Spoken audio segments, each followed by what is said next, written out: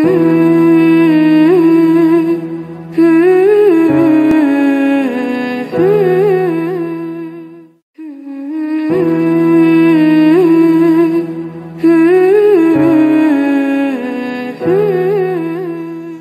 anta maksudi wa ridha.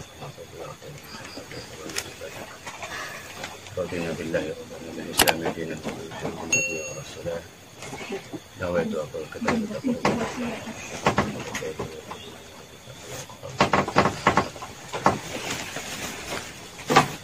Assalamualaikum warahmatullahi wabarakatuh. Waalaikumsalam warahmatullahi wabarakatuh. Alhamdulillahilladzi an'ama alaina wa hadana ila dinil Islam. Wassalatu wassalamu ala Rasulillah wa ala alihi wa sahbihi wa mawala, amma ba'du. Qala rabbi israh li sadri wa yassir li amri wahlul 'uqdatam min lisani yafqahu qawli. Subhanaka la ilma lana illa ma 'allamtana innaka antal alimul hakim.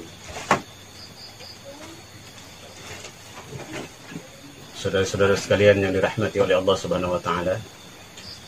Alhamdulillah, di malam yang berbahagia ini kita bisa hadir bersama-sama, kita berkumpul bersama-sama di tempat yang mudah-mudahan tempat ini mendapatkan barokah di sisi Allah Subhanahu wa taala. Dan pada kesempatan ini alhamdulillah kita bisa hadir di tempat ini di daerah Cimanggu, Ujung Kulon. Jadi kita hadir mengadakan kajian ini di daerah Cimanggu, Ujung Kulon. Alhamdulillah atas izin Allah kita bisa hadir bersama sahabat-sahabat yang berada di sini. Mudah-mudahan kita senantiasa diberikan hidayah oleh Allah Subhanahu wa taala dan diberikan maunah oleh Allah Subhanahu wa taala untuk tetap istiqamah di dalam jalan Allah Subhanahu wa taala. Di dalam kesempatan ini kita akan melanjutkan kaji kita tentang perjalanan di Aqabah yang ketiga. Al-Aqabatus Salisah wa hiya Aqabatul Awaik, yaitu Aqabah rintangan atau halangan. Jadi pada pertemuan yang lalu kita sudah menempuh dua gunung, yaitu Gunung Ilmu dan kemudian Gunung Taubat. Nah, di malam ini kita akan mulai perjalanan kita menuju Gunung Rintangan. Jadi setelah kita memahami ilmu apa yang harus kita tuntut, kemudian bagaimana cara taubat kita kepada Allah supaya ibadah kita makbul di sisi Allah, ibadah kita sah menurut syarak sesuai dengan tuntunan Allah dan Rasul. Maka bagi kalian semua dan bagi kita semua yang akan menuntut ibadah itu,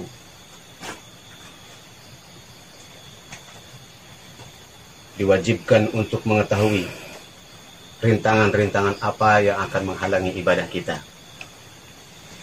Di antaranya rintangan-rintangan itu ada 4. Annal awaiqa arba'atun, bahwa sesungguhnya rintangan di dalam ibadah ini ada 4 rintangan. Ini perlu kita ketahui, perlu kita fahami bahwa perjalanan ibadah itu pasti akan menemukan rintangan-rintangan di dalam perjalanan ibadahnya. Oleh karena itu, memahami tentang gunungan rintangan ini menjadi penting agar kita dapat melalui rintangan-rintangan atau apa-apa yang akan merintangi di dalam urusan ibadah kita kepada Allah Subhanahu wa taala. Yang pertama, ahaduha, rintangan yang pertama yaitu ad-dunya wa ma fiha. Rintangan yang pertama itu adalah dunia dengan segala urusannya. Nah, ternyata dunia ini itu bisa menjadi rintangan bagi kita di dalam melaksanakan ibadah. Dunia yang bagaimana yang akan merintangi ibadah?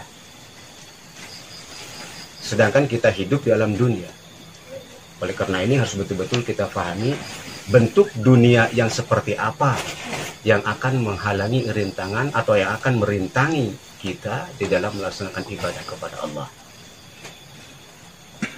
Innama huwa bitajarrudi anha waz-zuhdi. Sesungguhnya rintangan-rintangan itu harus dilalui oleh kita dengan cara mengosongkan dari urusan dunia, wazuhdi, dan juga dengan kelakuan zuhud. Ini yang harus dilakukan. Mengosongkan urusan dunia dan dilakukan dengan zuhud. Nah, ini harus kita pahami secara benar, secara hati-hati, agar kita tidak keliru di dalam memahami urusan seperti ini. Tazarrud di sini serta zuhud di sini itu ada dua urusan, li amraini. Ahaduhuma, urusan yang pertama itu litastaqima lakal ibadatu wa taksura, agar kita istiqomah di dalam melaksanakan ibadah itu, juga memperbanyak ibadah. Jadi tujuan daripada tajarrud tadi, mengosongkan kita dari urusan dunia ini, agar kita bisa istiqomah di dalam melaksanakan ibadah. Dan juga bisa memperbanyak ibadah. Baik ibadah mahdah maupun ibadah ghairu mahdah. Nah, saudara-saudara yang dirahmati sekalian, perlu difahami oleh kita secara benar, sekali lagi, dunia yang bagaimana, mengosongkan urusan dunia ini bagaimana. Sementara kita hidup di alam dunia. Jadi mengosongkan dari persoalan dunia ini bukan berarti kita tidak butuh urusan dunia. Bukan berarti kita tidak butuh duit. Bukan berarti kita tidak butuh rumah, tidak butuh mobil, tidak butuh motor. Bukan. Mengosongkan di sini dalam arti kata, jangan sampai kita mencintai dunia melebihi akhirat. Mencintai dunia melebihi dari urusan ibadah kepada Allah. Dengan kata lain, jangan sampai urusan dunia itu melalaikan kita kepada ibadah kepada Allah, atau melalaikan kepada perintah Allah dan Rasul. Nah, urusan dunia demikianlah yang akan mengganggu ibadah kita. Contoh yang paling sederhana, contoh yang paling sederhana nih. Gara-gara kita seneng nyawah, seneng macul, seneng ngebon, sampai kita tidak melaksanakan sholat. Nah, itu contohnya itu. Berarti kita lebih mencintai nyawah, mencintai kebon dibandingkan sholat. Ya, itu yang tidak boleh. Ya, itu yang tidak boleh. Atau misalkan apabila kita ini seorang pekerja kantoran, nah jangan sampai karena sibuk di kantor, ya, kemudian tidak sholat, tidak mau sholat. Nanti ajalah sholat wah, yang penting urusan kantor beres, sampai tidak sholat. Jadi kecintaan kepada urusan dunia ini jangan sampai melupakan kita kecintaan kepada perintah-perintah Allah. Nah, ini akan merintangi ibadah kita. Jadi suwung kosong dari urusan dunia itu kalau kita, kecintaan itu bukan tidak memiliki. Seorang muslim boleh memiliki harta sebanyak-banyaknya, silahkan. Karena dengan harta yang banyak bisa bersedekah, bisa zakat, ya kan? Bisa membantu orang lain, itu keuntungannya. Boleh. Jadi bukan berarti kita tidak boleh memiliki dunia. Boleh memiliki dunia, hanya jangan sampai dunia ini melalaikan kita kepada urusan akhirat. Jangan sampai melalaikan kita kepada urusan akhirat. Jadi dunia itu adanya di tangan kita, bukan di hati kita. Hati kita itu lebih cinta, lebih cenderung untuk mematuhi perintah-perintah Allah dan Rasul. Utamakanlah perintah Allah dan perintah Rasul. Begitu juga di dalam masalah hukum-hukum Allah. Jangan sampai gara-gara kecintaan kepada dunia, kita menganggap remeh terhadap hukum-hukum Allah. Memandang rendah terhadap perintah-perintah Allah dan Rasul. Nah, ini lebih mengkhawatirkan lagi. Ya, mengkhawatirkan lagi. Dia lebih mementingkan urusan dunia dibandingkan mematuhi hukum-hukum Allah. mematuhi perintah-perintah Rasulullah sallallahu alaihi wasallam. Termasuk zuhud. Jadi jangan diartikan orang yang zuhud ini tidak memiliki apa-apa. Karena zuhud itu adanya di hati, bukan di lahiriah. Seseorang yang memiliki harta benda yang banyak, boleh jadi hatinya zuhud. Artinya, hatinya tidak cenderung kepada harta benda yang dimilikinya. Hatinya tidak cenderung kepada jabatan yang dimilikinya. Maka orang yang zuhud, setiap apapun nikmat yang diberikan oleh Allah kepadanya, akan ditasyarufkan, akan digunakan untuk melaksanakan ibadah kepada Allah, untuk mematuhi perintah Allah dan Rasul. Tidak digunakan untuk hal-hal yang melanggar perintah Allah dan Rasul. Bahkan yang lebih parah lagi, segala nikmat itu digunakan untuk menentang Allah. Ini lebih bahaya lagi. Allah kasih nikmat yang banyak, baik berbentuk harta, pangkat, jabatan, kekuasaan, tetapi digunakan untuk menentang Allah dan Rasul. Nah, ini berbahaya. Berbahaya bagi dirinya. Karena setiap apapun yang dilakukan itu nanti akan dimintai pertanggungjawaban oleh Allah Subhanahu wa taala di akhirat nanti.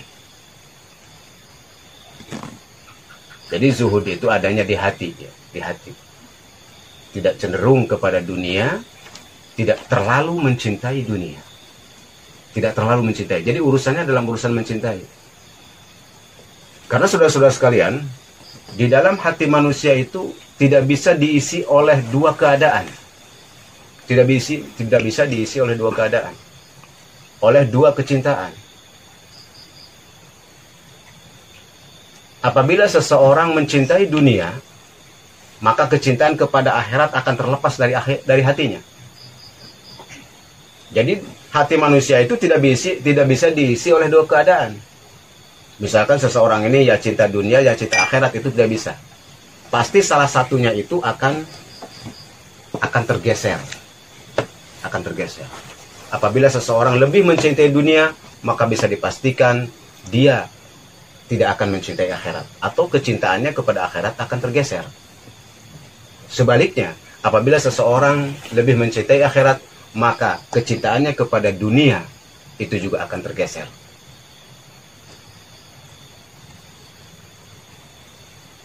Hanya di sini yang harus kita yakini bahwa apabila kita mencintai akhirat, maka Allah akan memberikan dunia kepada kita.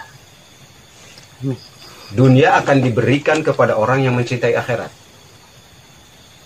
Karena seseorang yang mencintai akhirat berarti dia mau mematuhi perintah Allah dan Rasul, mau melaksanakan ibadah di dunia ini, maka Allah akan cukupkan dirinya, akan cukupkan hidupnya supaya lebih sempurna lagi di dalam pelaksanaan ibadah-ibadahnya kepada Allah. Tetapi kalau seorang itu hanya mencintai dunia saja, maka sangat dimungkinkan urusan akhiratnya menjadi luput dari dirinya. Bahkan kemungkinan tidak akan mendapatkan bagian akhiratnya. Sementara kita ketahui bahwa kehidupan di dunia ini bersifat fana dan sementara. Dan kehidupan akhirat itulah yang lebih kekal, yang lebih abadi.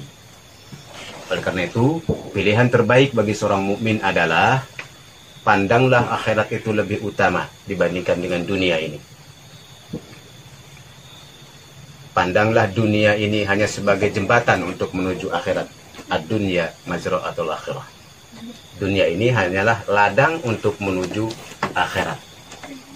Kampung kita yang sebenarnya adalah kampung akhirat, bukan kampung dunia ini. Kita ini sesungguhnya penduduk akhirat. Kita ini sesungguhnya penduduk surga. Kenapa demikian? Karena Nabi Adam alaihissalam itu awal diciptakan itu di surga. Awal diciptakan Nabi Adam itu di surga. Dan kita ini anak keturunannya itu sebetulnya tadinya adalah penduduk surga. Penduduk surga. Itu kampung kita sebetulnya. Tetapi kemudian ketika manusia lahir ke dunia ini, banyaklah rintangan-rintangan yang dihadapi. Banyaklah cobaan-cobaan dan godaan-godaan yang dihadapi. Sehingga ketika sampai ke akhirat, ada orang-orang yang tidak bisa pulang ke kampung halamannya di surga. Bahkan tersesat di kampung neraka. Berarti itu orang yang tersesat. Karena seharusnya seorang mukmin, seorang muslim, apalagi umat Rasulullah SAW, kampung tempat pulangnya adalah surga Jannatun Naim. Oleh karena itu, saudara-saudara sekalian, mudah-mudahan kita semua ini akan mudik dan pulang kampung ke surga Jannatun Naim. Amin. Ya mujibas sa'irin. Nah, itu saja dalam kesempatan yang singkat ini. Baru satu rintangan dunia. Sebetulnya masih ada 3 rintangan lagi.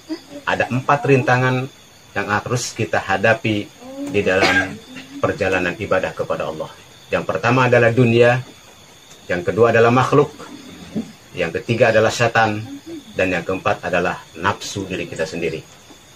Nah, perjalanan kita di Gunung Awaik ini masih panjang, dan dalam kesempatan yang pertama ini kita baru membahas rintangan yang pertama, yaitu dunia dan segala isinya. Pada intinya, jangan sampai dunia ini mengabaikan kita di dalam urusan-urusan ibadah kepada Allah. Utamakanlah ibadah kepada Allah, utamakanlah takarrub kepada Allah, utamakanlah perintah-perintah, maka insya Allah Allah akan cukupkan kita amin. Yang menjibas saidin. Sekian saja, terima kasih. Wassalamualaikum.